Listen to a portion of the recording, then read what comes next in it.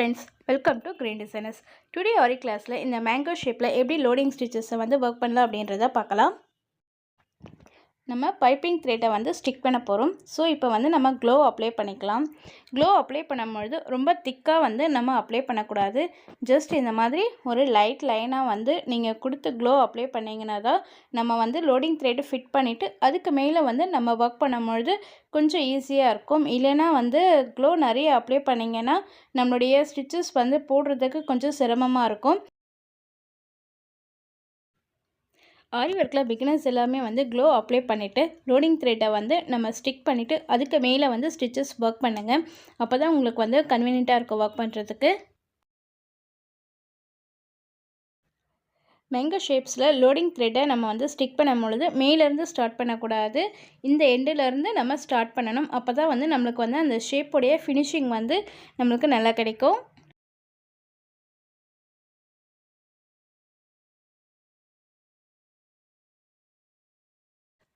நம்ம அந்த க்ளோ மேலேயே வந்து நம்ம அப்ளை பண்ணணும். கொஞ்சம் வந்து அதை டிஸ்டர்ப் பண்ணக்கூடாது, ஏன்னா வந்து எல்லா இடத்துலையும் வந்து ஸ்ப்ரெட் ஆகும். ஸோ கேர்ஃபுல்லாக ஃபிட் பண்ணுங்கள். இப்போது நம்ம இந்த வந்து எண்டு பார்த்திங்கன்னா நம்மளுக்கு த்ரெட் வந்து எக்ஸஸாக இருக்குது.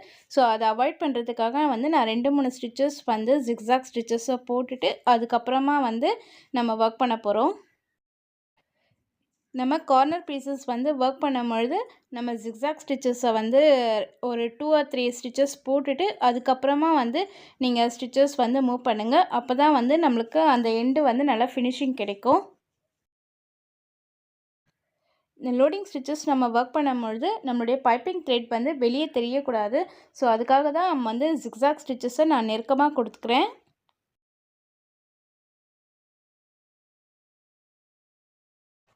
சப்ஸ்கிரைபர் ஒருத்தங்க கேட்டிருந்தாங்க, ஏன் ஜிக்ஸாக் ஸ்டிச்சஸ் கொடுக்கணும், நம்ம டேரெக்டாகவே வந்து ஸ்டிச்சஸ் வந்து ஒர்க் பண்ணலாம் அப்படின்ட்டு. நம்ம டேரெக்டாக ஸ்டிச்சஸ் ஒர்க் பண்ணும்பொழுது எப்படி என்ன ஆகும் அப்படின்னு பார்த்தீங்கன்னா, அதில் இருக்க எக்ஸஸான த்ரெட்ஸ் வந்து வெளியே தெரியும். ஸோ அதை அவாய்ட் பண்ணுறதுக்காக தான் ஜிக்ஸாக் ஸ்டிச்சஸை ஒர்க் பண்ணிவிட்டு நம்ம ஒர்க் பண்ணுறோம். நம்ம ஆரி நீடிலோடைய நம்பர் என்னென்னு பார்த்தீங்கன்னா 13 தான் நம்ம யூஸ் பண்ணுவோம் த்ரெட் ஒர்க்ஸ்க்கு எல்லாமே. இதனுடைய பிராண்ட் வந்து பார்த்திங்கன்னா டூப்ளிக் பிராண்ட் தான் நம்ம யூஸ் பண்ணுறது.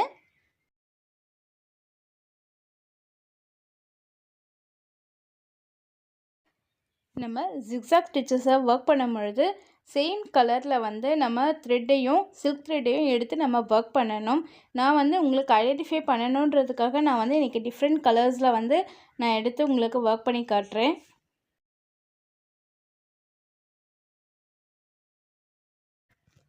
ஜிக்ஸாக் ஸ்டிச்சஸை ஒர்க் பண்ணும்பொழுது கொஞ்சம் லாங்காக ஒர்க் பண்ணாதீங்க. முடிஞ்ச வரைக்கும் கொஞ்சம் ஷார்ட்டாக ஒர்க் பண்ணுங்கள். அதாவது நெருக்கமாக ஒர்க் பண்ணணும்னு நான் சொல்கிறேன். அப்படி நம்ம ஒர்க் பண்ணும்பொழுது தான் நம்மளுடைய த்ரெட்டில் வந்து இருக்க எக்ஸஸான த்ரெட்ஸ் எல்லாமே வந்து நம்ம அவாய்ட் பண்ணிவிட்டு ஒரு நீட் ஃபினிஷிங் வந்து ஒரு மேங்கோ ஷேப்ஸ்க்கு நம்ம கொடுக்க முடியும். ஸோ அதனால் முடிஞ்ச வரைக்கும் நீங்கள் வந்து நெருக்கமாக போட ட்ரை பண்ணுங்கள். நம்ம ஒரு டிஃப்ரெண்ட் ஷேப்ஸில் வந்து நம்ம ஒர்க் பண்ணும் பொழுது நம்மளுடைய கம்ஃபர்ட்க்கு ஏற்ற மாதிரி நம்ம ஃப்ரேம்ஸை வந்து டர்ன் பண்ணிவிட்டு நீங்கள் ஒர்க் பண்ணுங்கள். உங்களுக்கு எப்படி ஒர்க் பண்ணால் ஈஸியாக இருக்குமோ அதுக்கேற்ற மாதிரி நம்ம ஃப்ரேம்ஸை வந்து அட்ஜஸ்ட் பண்ணிவிட்டு நம்ம ஒர்க் பண்ணோன்னா நம்மளுக்கு ஒர்க் வந்து கொஞ்சம் ஈஸியாக இருக்கும். ஸோ இந்த ட்ரிக்ஸை வந்து நீங்கள் ட்ரை பண்ணி பாருங்கள். ஸோ இந்த எண்டு பாருங்கள், இந்த இடத்துல வரும்பொழுது நம்ம ஜிக்ஸாக் ஸ்டிச்சஸ் ஒர்க் பண்ணும் பொழுது ரெண்டும் வந்து ஜாயின் பண்ணி நம்ம ஒர்க் பண்ணக்கூடாது. தனித்தனியாக தான் நம்ம ஜிக்ஸாக் ஸ்டிச்சஸை ஒர்க் பண்ணணும். இந்த கொப்பு மாதிரி வருது பார்த்திங்களா, அந்த இடத்துல நம்ம தனியாக தான் வந்து ஸ்டிச்சஸை ஒர்க் பண்ணணும். ஏன்னா ஒரு சிலர் வந்து ஜாயின் பண்ணிவிட்டு ஒர்க் பண்ணிவிட்டு அதுக்கப்புறம் வந்து எனக்கு ஃபினிஷிங் வரலை அப்படின்ட்டு டைரக்ட் ஸ்டூடெண்ட்ஸ் நிறைய பேர் என்கிட்ட சொல்லியிருக்காங்க. ஸோ நீங்களும் அந்த மிஸ்டேக் பண்ணாதீங்க. ஸோ இந்த மாதிரி நம்ம ஒரு ஷேப்ஸில் ஒர்க் பண்ணும்பொழுது அதை தனித்தனி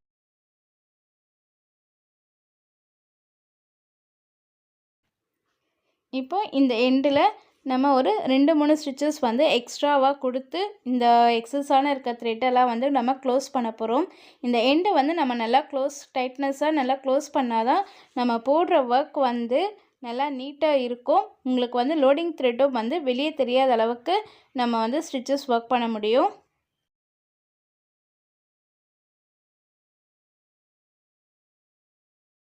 மேலேருந்து ஸ்டார்ட் பண்ணக்கூடாது, இந்த எண்டிலேருந்து நம்ம ஸ்டிச்சஸை ஸ்டார்ட் பண்ணணும்.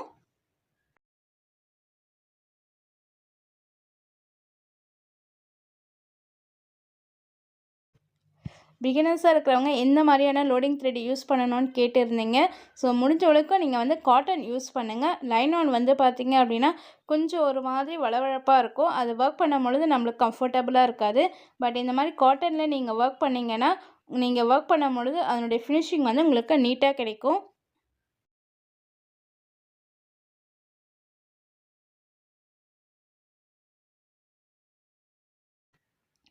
நான் வந்து டபுள் சில்க் த்ரெட் எடுத்து தான் நான் இப்போ ஒர்க் பண்ணிகிட்ருக்கேன். இப்போ இங்கே இந்த இடத்துல பார்த்திங்கன்னா நம்மளுக்கு க்ராஸ் ஸ்டிச்சஸ் தான் போட்டுட்ருக்கேன்.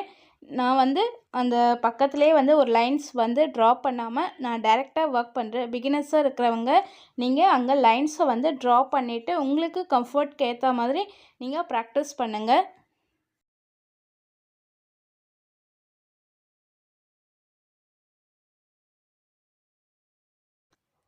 நம்மளுடைய சில்க் த்ரெட்டோடைய பிராண்ட் பார்த்திங்கன்னா பெல் பிராண்டு தான் நம்ம யூஸ் பண்ணுவோம். ஸோ அதுதான் வந்து நம்மளுக்கு கொஞ்சம் நல்லா ஷைனிங்காகவும் திக்னஸாகவும் இருக்கும். ஸோ பெல் பிராண்டை நீங்கள் எல்லாருமே யூஸ் பண்ணுங்கள்.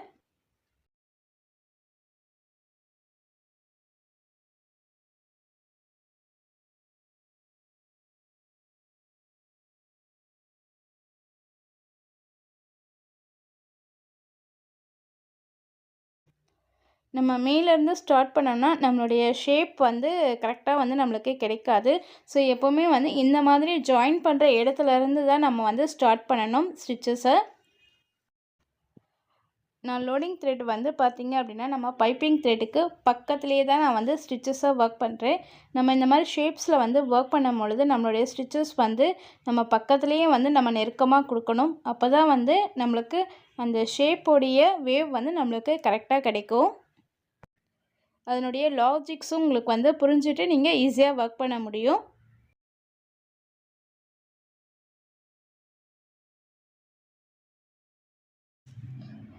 லோடிங் ஸ்டிச்சஸை நம்ம ஒர்க் பண்ணும் பொழுது எப்போவுமே வந்து இந்த மாதிரி கிராஸ் டைப்ஸில் தான் ஒர்க் பண்ணணும். டைரெக்டாக வந்து ஒர்க் பண்ணக்கூடாது. நீங்கள் ஸ்டார்டிங் எடுக்கிறப்ப கிராஸாக தான் நம்ம ஸ்டிச்சஸ் எடுக்கணும். ஸோ அதே வேவில் தான் நம்ம கொண்டு வரணும்.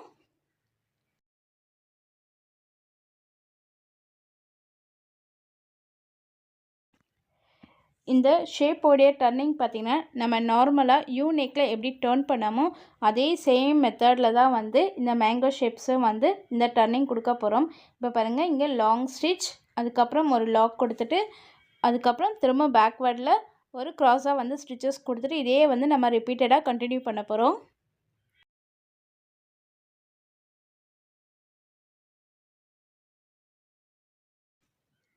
இந்த டர்னிங்லாம் நம்ம ஒர்க் பண்ணும் பொழுது இது பார்த்திங்கன்னா ஸ்டிச்சஸ் வந்து மேலே வரும் பொழுது மேலே தான் வந்து நம்ம லாக் கொடுக்கணும். கீழ்ப்பக்கமாக லாக் கொடுக்கக்கூடாது.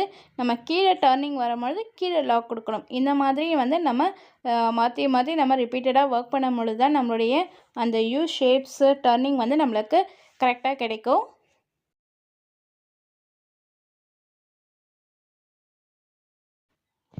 நம்மளுடைய யூடியூப்பில் ஃப்ரீ கிளாஸஸில் வந்து ஆரி ஒர்க் கற்றுக்கணும் அப்படின்னு நினைக்கிறவங்க நம்ம யூடியூப்பை பார்த்தா மட்டும் நம்மளால் கற்றுக்க முடியாது. நம்மளுடைய இன்ட்ரெஸ்ட் இருக்கணும்.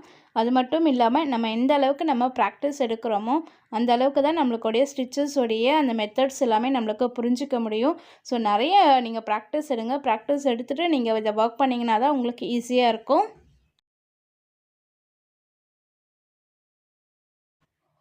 நம்ம லோடிங் ஸ்டிச்சஸ்லேயே வந்து நிறைய வந்து ஸ்டிச்சஸ் வந்து நம்ம கிளாஸஸில் பார்த்துட்ருக்கோம்.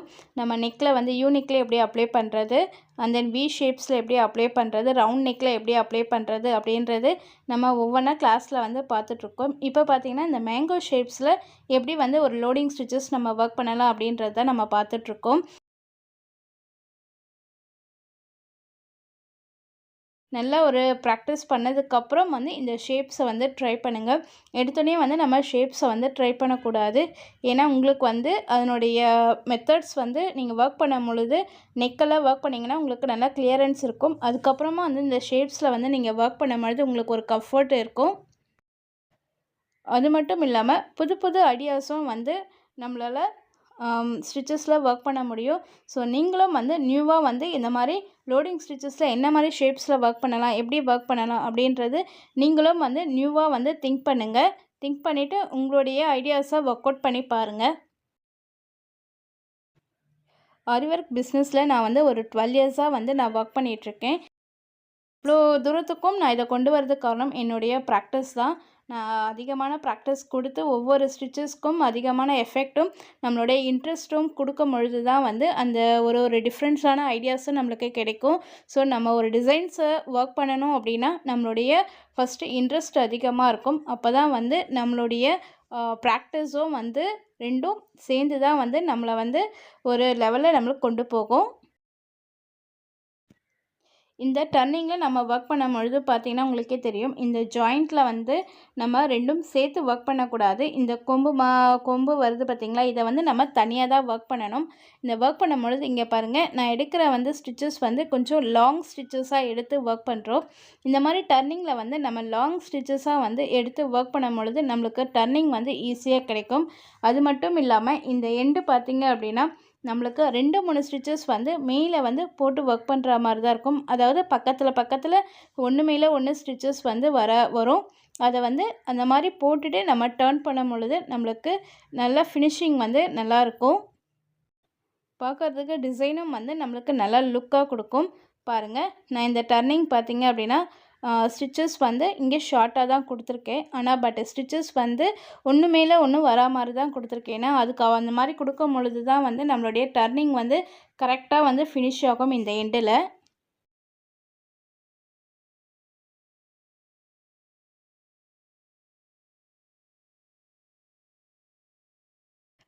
இது ரொம்ப ரொம்ப ஈஸி. நீங்கள் வந்து நல்லா லோடிங் ஸ்டிச்சஸை நல்லா ப்ராக்டிஸ் பண்ணிட்டீங்க அப்படின்னா உங்களுக்கு வந்து இதை ஒர்க் பண்ணுறதுக்கு ரொம்ப ஈஸியாக இருக்கும். இது பார்க்குறதுக்கு தான் வந்து என்னடா இது ஒரு மாதிரி இருக்குது, ரொம்ப கஷ்டமாக இருக்குமா அப்படின்ட்டு நிறைய பேர் யோசிப்பீங்க. நீங்கள் இதை ஒர்க் பண்ணி பார்த்தீங்கன்னா இது ரொம்ப ரொம்ப ஈஸியான ஸ்டிச்சஸ். நீங்களே ஒர்க் பண்ணிவிட்டு ஓ இவ்வளோ ஈஸியாக இருக்கா, இதை ஒர்க் பண்ணுறதுக்காக நம்ம தயங்கணும் அப்படின்றது நீங்களே வந்து யோசிப்பீங்க. ஸோ நீங்கள் ட்ரை பண்ணி பாருங்கள்.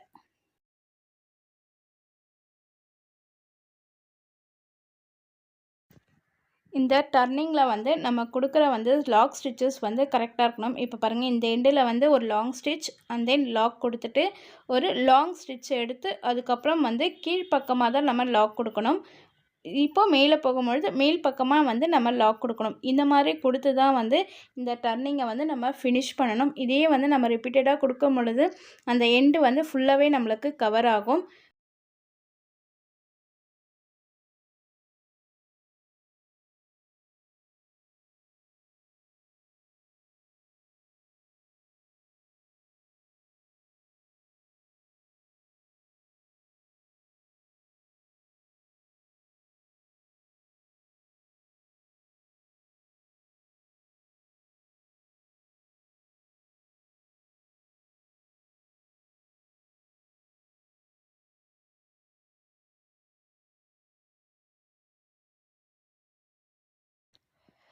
நான் வந்து இங்கே பார்த்தீங்கன்னா மேங்கோ ஷேப்ஸில் எப்படி ஒர்க் பண்ணணும் அப்படின்னு காட்டியிருக்கேன். நீங்கள் இதை நல்லா ப்ராக்டிஸ் பண்ணிவிட்டு நீங்கள் வேறு ஒரு ஷேப்ஸில் வந்து இந்த மாதிரி ஒர்க்காக பண்ணிவிட்டு எனக்கு வந்து ஃபோட்டோஸ் அனுப்புங்க. நம்மளோட சேனல்லையும் நம்ம ஷேர் பண்ணலாம். உங்களுடைய இந்த சேனல் மூலமாக நீங்கள் எவ்வளோ தூரம் கற்றுக்கிட்டீங்க, என்ன மாதிரி விஷயங்களுக்கு உங்களுக்கு இது யூஸ் ஆகுது, எப்படிலாம் நீங்கள் இது பண்ணி உங்களுடைய ஃபீட்பேக்ஸை எங்களுக்கு கொடுங்க.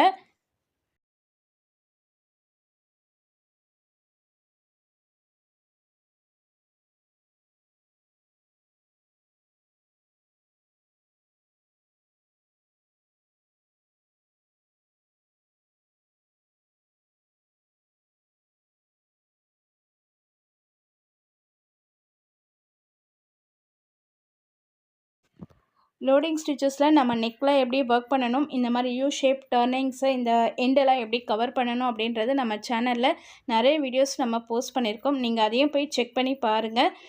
அதுலேயும் வந்து நீங்கள் ஸ்டிச்சஸை பார்த்துட்டு உங்களுடைய ஐடியாஸ் எல்லாம் நீங்கள் ஒர்க் பண்ணி பாருங்கள்.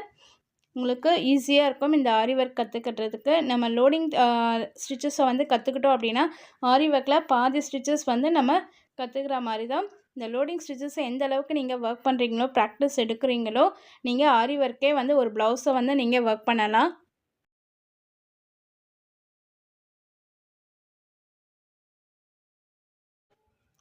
நம்ம ஸ்டெயின் ஸ்டிச்சஸை ஒர்க் பண்ணிகிட்ருக்கோம். எப்போவுமே வந்து நம்ம லோடிங் ஸ்டிச்சஸ் ஒர்க் பண்ணதுக்கப்புறம் ஒரு பார்டர் லைன் கொடுப்போம். அது வந்து ஜரியில் கொடுப்போம், அல்லது த்ரெட்டில் வந்து ஒரு ஸ்டெயின் ஸ்டிச்சஸ் கொடுக்கலாம். அப்படி இல்லைனா பீட்ஸ்லேயும் கொடுப்போம். ஏன்னா வந்து இதை இன்னும் கொஞ்சம் ஹைலைட் பண்ணால் கொஞ்சம் ஃபினிஷிங்காகவும் நல்லா இருக்கும்ன்றதுனால தான் வந்து நமக்கு வந்து பார்டர் லைன்ஸ் கொடுப்போம். மேக்ஸிமம் சேம் கலர் த்ரெட்லேயே வந்து நம்ம ஸ்டெயின் ஸ்டிச்சஸ் கொடுத்தோம் அப்படின்னா இது பார்க்குறதுக்கு நல்லா லுக்காக இருக்கும்.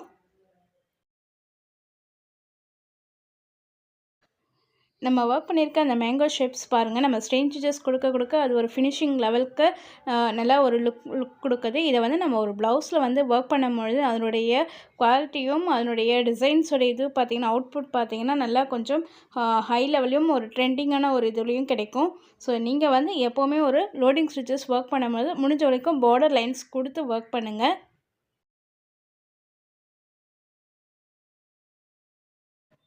மேங்கோ ஷேப்ஸில் வந்து ஸ்டெயின் ஸ்டிச்சஸ் கொடுக்கும்பொழுது ஃபஸ்ட்டு இன்னர் ஸ்பேஸ் வந்து அவுட்லைன் கொடுத்து அங்கே எண்ட் நாட் போட்டு ஃபினிஷ் பண்ணிவிட்டு அதுக்கப்புறமா தான் நம்ம வந்து இந்த அவுட்டர் லைனை ஒர்க் பண்ணணும். அப்போ தான் வந்து பார்க்குறதுக்கு நல்லா நீட் ஃபினிஷிங் கிடைக்கும். நீங்களும் இந்த மாதிரி ஷேப்ஸில் க்ரியேட்டிவ் ஐடியாஸை ட்ரை பண்ணி பாருங்கள். Thank you to all.